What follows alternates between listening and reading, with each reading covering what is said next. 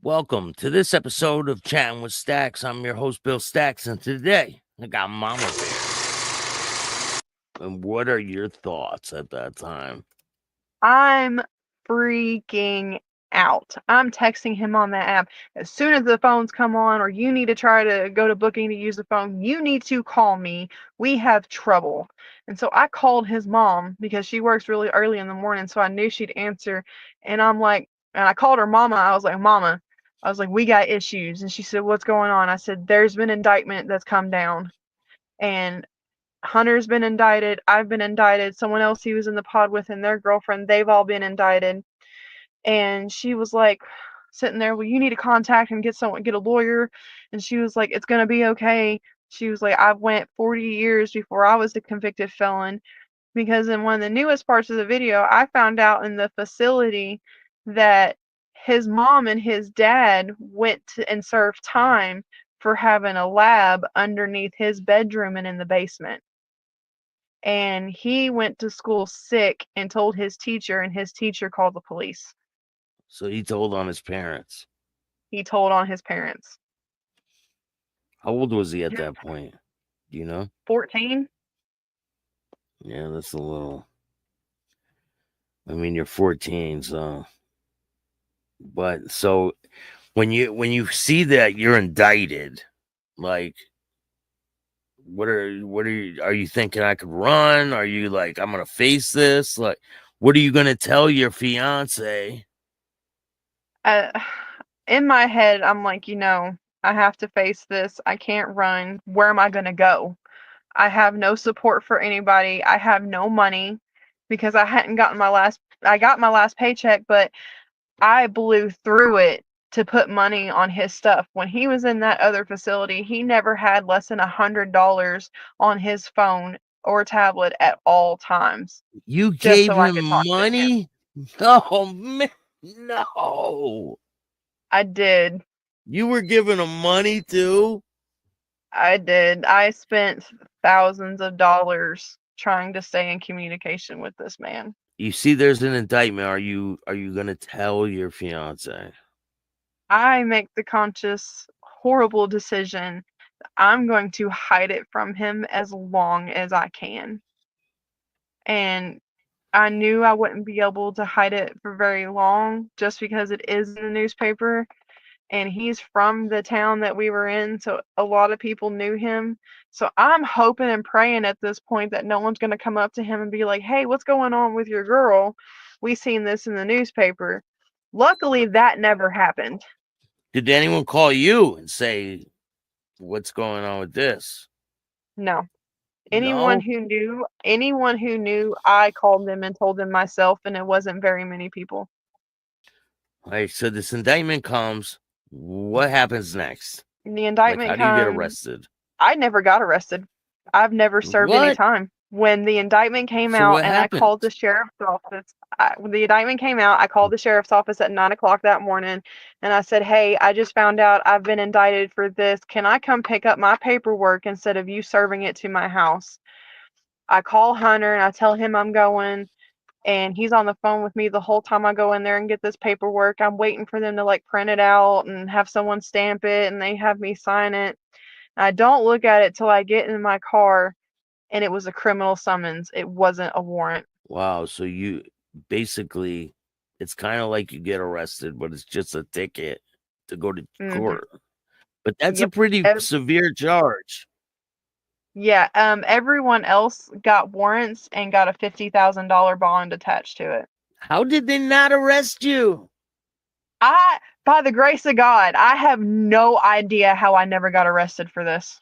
Okay, you get the paper, you still don't tell your fiance.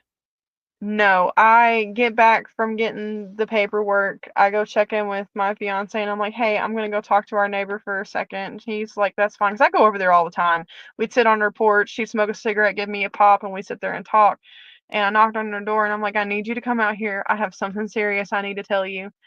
And she was like, okay. And I had my paperwork, the summons, because I didn't get a copy until my indictment until the second time I went to court. And I look at her, I'm like, is there any way that you can put this in your house? and hide it from your man, because if your man finds it, he's going to go tell my man, and I can't have that right now. I'm not ready to tell him. So he was at work at the time. So she's like, yeah, I'll hide this for you. This is where it's going to be at. If you need it, you can come get it. Now you have a court date, right? Yes, my court date was in April, and we're still in March. He goes to his first court date at the end of March, and it was on the same day that I had a therapy appointment. And my fiance didn't know that I canceled my therapy appointment, and I went to the courthouse in support of him for his arraignment. And and what happens to him on his arraignment? They waive formal reading of the indictment, make sure all of his information's correct. He gets assigned a public defender. They tell him he's got to go back to court in a couple of months. His lawyer puts in all the motions for discovery and everything, and then he goes back into the lockup and goes back to the facility after they go through all the inmates. And then you have court, right? Yes. And what happens at your court date? The first day that I was supposed to go to court, me and my fiance had gotten in a fight, and both vehicles that we had was in his name. I just drove one of them. He got mad at me. He takes off, and I can't take the boys to their childcare at this point. I'm stuck because the second vehicle we had, he takes the little knob that's on the tire off and deflates one of the tires, so I can't leave. So what do you do? I call the courthouse as soon as they open, and I tell them what's going on. Tell them that I can't make it because I got in a fight and he's taken off with the car and stranded me and the children, and that he's deflated one of the other tires. And they're like, okay, we'll pass your note on to the judge. And the next day, because you can look up court cases by name in my state and what Yeah. county it's in, and I looked up and I did that, and I seen that they pushed it off for 2 more weeks. And then when you finally do get court and you go, what happens? My fiance goes with me. So you finally tell him? Yes, it came out during a couples counseling session that we had, not And, that long after he found out about Hunter. and what did you tell him? Well, how did you tell him and what was his reaction? So when he found out about Hunter, I forgot to disable the notifications on the texting app, because at this point he is back in the facility I used to work at. He wasn't at that other facility for very long. As soon as that indictment came down, they shipped him back. It's a texting app. I forgot to disable notifications. My phone goes off at 2 o'clock in the morning, and he's over there awake, and he sees my phone go off, go and look at it. And Hunter's texting me, hey, my beautiful wife, I hope you're sleeping good. I love you. And he wakes me up and he goes, who is this? Why are they calling you your wife? They're like their wife.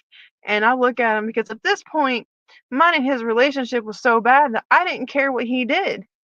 And I made sure that he wouldn't question what I did until I messed up one night. And so I'm literally looking at him like, can I just have my phone and go back to sleep? Because he doesn't know that I know that he's texting all these different women, that he's on dating apps, that he's on a fetish app talking to different women and sending like nudes and stuff back and forth. He doesn't know I know all this, and I'm just tired of it at this point. I'm just biding my time, waiting to get this man out of my house so that I can have Hunter move in. And so we go to couples counseling one day, and I tell him, hey, I need to talk to our therapist by myself for a few minutes. Can you wait out in the lobby? He was like, yeah, because my dad was getting really bad. He was in the nursing home, and I was like, okay. And I look at her and I was like, I need your help with something. And she's like, okay, what's going on? And I'm like, I have trouble, legal trouble, and I don't know how to tell my fiance. And she was like, well, let's bring him in here. I'll lead the conversation, and then you can tell him what you need to tell him. And so she looks at him. She's like, your fiance has a secret she needs to tell you. She's really scared to tell you outside of this office per your reaction. So she's going to tell you now. And I look at him and I'm like, I have legal trouble. I've been indicted on 3 different charges in relation to the facility job. He looks at me and he is upset. Like his face is red. He's just sitting there, just like staring a hole through me. And he's like, "What do you mean you're facing charges?" And I was like, "Well, Hunter that you found out about, I'm facing charges in relation to him." And he's like, "Well, what charges are you facing?" So I tell him the promoting contraband 1, the promoting contraband 2, and then I'm like, "And there's a really big charge I'm facing that I don't know how it's going to turn out." He said, "What is that?" And I'm like, "Third degree R." That immediately, he's looking at me like, "You did this. I know you did this. You can't convince me otherwise that you had sex with this guy." Calling me the R word. And I'm just sitting here like, "I didn't do it. I promise you, like, I can swear on everything. I did not have sex with this man." And he's just yelling this at me. "You're an R word. You're an R word." And I'm just like, oh my goodness. So we leave the therapy and we get to the car and he starts driving and he doesn't say anything to me. We get back to the house and he looks at me and he said, "How could you do this?" And I'm just like, man. And a lot of people hate me for my reaction for this because they don't think that I'm taking accountability. But I literally just tell him, "Man, I know you're doing all these things. Our relationship's not very good, and that's what led me to it. I'm not getting the support with my dad that I feel like, because he's a logical thinker. He's not an emotional thinker until he gets really upset to where it just boils over." So he was thinking logically about my dad's condition the entire time when I needed emotional support. And Yeah. so I'm telling him, I'm like, "You're not supporting me the way I need to. Like, I know you're talking to women. We're extremely toxic towards each other. Like, you won't help me with the kids. You put everything on me." And so I needed to go to get that comfort from someone else. And he just looks at me and he was like, "Why couldn't you just tell me that?" I said, "I've tried and you didn't listen." And then you tell him I got court tomorrow. Yeah. It was Oh literally the day before I had to go to no, court. I got court tomorrow. You want to come? And he says, yeah. He said, "Do you have anyone to go with you?" I said, "No." He said, "Well, I'll go with you. I'll sit with you."